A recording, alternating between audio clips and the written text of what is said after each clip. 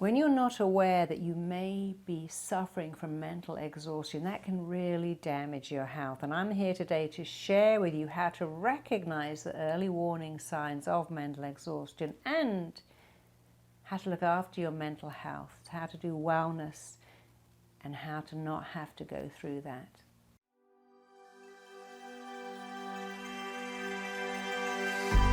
So what are the symptoms of mental exhaustion? Well, there are many. We feel sapped of energy. We feel kind of inert, apathetic. We feel tired all the time. Even when we wake up in the morning, we feel tired. After a meal, we still think, well, I just have no energy. So things that would normally be signs of, oh, I'm rested, I've had a night's sleep, I've got energy because I've just eaten some really healthy foods, they're not there. We feel tired all the time. We feel incredibly unproductive. We feel like we're in a fog. We can spend ages reading the same piece of paperwork and just nothing is going in. We can feel incredibly emotional, and that can come out as sadness, being very teary, can be angry. We can be completely irrational, losing it like that, and really not in control of our emotions very well at all. We can feel completely detached from other people, from reality, the things that gave us joy. It just isn't working. And there are many other symptoms too. And of course, one of those symptoms on their own does not mean you're suffering from mental exhaustion. But if you have several of them, more than 4, then you probably are suffering with mental exhaustion. You could even go into burnout, and that's not a place you want to go. So that's what the symptoms are, but what causes mental exhaustion? Well, it's caused by our modern day issues. Stress is a huge cause of mental exhaustion. I'm always stressed. I'm always thinking of what else I've got to do. I wake up and my mind is running. I go to bed, it's still running. I can't relax because I'm stressed. I've got stress. I'm in stress. I didn't even know what stress is, but my doctor said, you've got stress. Now I know I've got stress, but what is stress? Well, it's really you're running on adrenaline. You're like the battery of your phone, but you're never recharging. If you took a phone, I'll charge it for 5 minutes, then use it for 2 hours, and then charge it again, that doesn't work. You are like a battery. You have to recharge yourself. But that's very hard when you're under pressure, tremendous pressure to get things done, when you're overworked, and when people are dependent on you to produce. Now, most people think of stress and overwork and pressure as something we get from our job, and that's very valid, but some people are like that at home. I work with women who choose to be at-home parents, but they are very stressed. The house has to be perfect, the kids have to be perfect. They're always worrying, always doing the what if, and always living in the future, thinking, I need to work towards a better future. Well, the future isn't here. You have to live in the right now.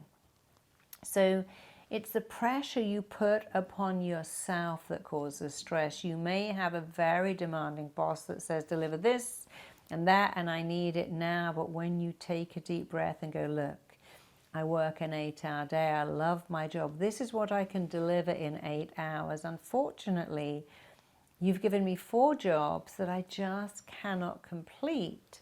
So you have to look at what's realistic. Do not overpromise and underdeliver, because that's what is causing your stress. You're giving yourself too much to do, not enough time, living on coffee, not having enough sleep. And these things make you even more stressed. So stress, your own internal pressure, the belief that you've got to deliver for everybody else what they require of you. I see many kids who are under mental pressure, mental exhaustion, because they believe I've got to get straight A's. I need to do this for my parents. I see many athletes who are under that same mental exhaustion because I must deliver. I've got to get it right. I can't let people down. Everyone expects so much of me, and the pressure is overwhelming. And I know what that's like when people expect a lot from you. We all know what it's like. But the only person who can stop that is you. So how do you cure mental exhaustion? First of all, you need to take a reality check and be realistic. There are 24 hours in a day, 7 days in a week. What can I realistically do? You need to divide your day into work time and no work time. And if you have a demanding job, when you go home, you need to leave your work at home. You need to really be present with your children, with your partner, even with yourself. You need to switch off. You need to think, okay, when I come in from work, I take my work clothes off. Maybe I have a bath, a shower, a coffee, a phone call, but I'm doing something that separates work from home time. And even if you work from home, you still need to think, right, I'm going to switch the computer off and I'm going to put on the radio and I'm going to symbolize to myself, work is over. This is my time. Now, I've written books and I know what that's like to work all day and all night because of a deadline. And you may say, look, that all sounds great. I've got to start up my own business. I can't just switch off at 5 o'clock. I've got to work 16 hours a day for a while, and I understand that. And you know what? You can do anything if it has an end date. So if you are in that position of having to work 16 hours, you need to say, this has an ending. I'm doing this for 3 weeks. I'm doing this for a month. I'm doing this for 2 months, but it will end. We can cope with anything, even pain, when we know it has an end date. It's a bit like giving birth. This is not fun, but hey, I'm producing a baby. I'm running a marathon. Everything hurts, but I'm going to get to that finishing line. Mental exhaustion at its worst when you say things like, this is never going to end, this is going on forever, I'm drowning in stress, I can't see the light at the end of the tunnel.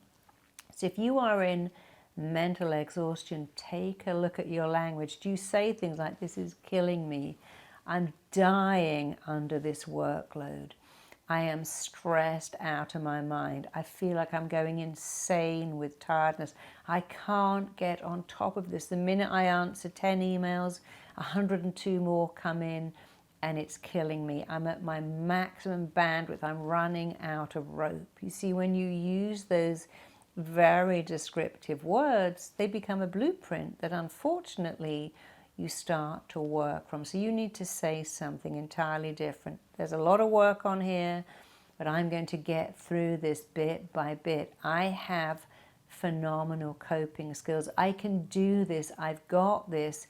It won't be like this for long. For something to get you, to give you mental exhaustion, it has to be permanent, it has to be personal, and it has to be all pervasive. That means it must go on all the time. And you have to think, right, you know, this workload is heavy and it's kind of all consuming, but it's not permanent. I won't be working like this for the next 2 years. It's not personal. I chose it, or my boss gave me this work because he wanted me to do something amazing.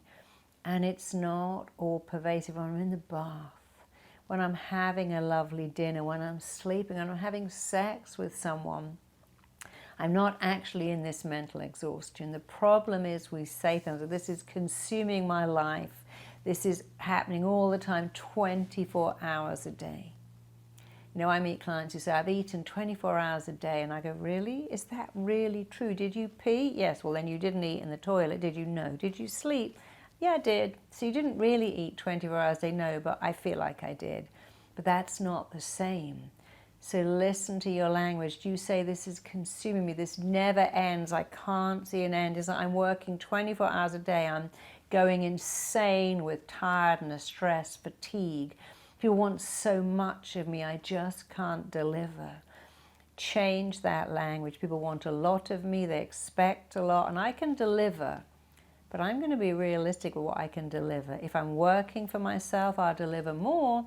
But I can see the goal. I can see the light at the end of the tunnel. And no matter how bad it is, I will take breaks.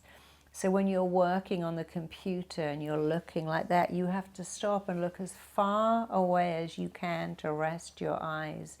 You must take breaks and go outside or just move around, because you need that. Because at school, of course, you have work, recess, because we all work better. We work, take a break, work, take a break. So do the things that are good for you. Work, take breaks. While you're working, say things like, wow, I'm making progress. I can see that I'm getting through this. I feel so good.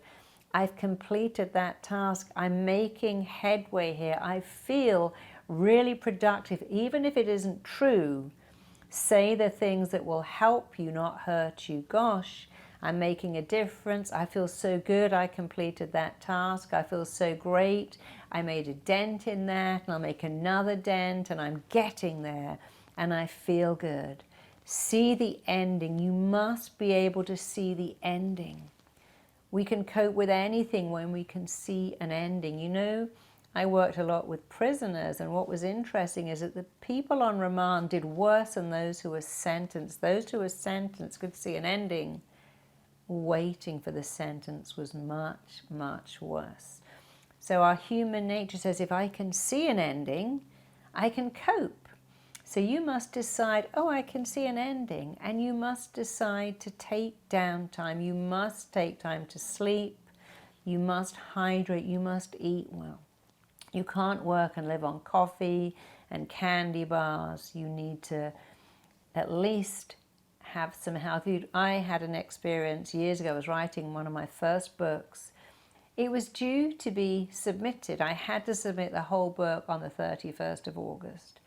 Suddenly my publisher said, actually, we're bringing it forwards. Can you submit it on August the 7th? It's like, wow, that's 3 weeks early. And I thought that was going to be really hard, and it was hard. I had to get up in the morning and write and write and write.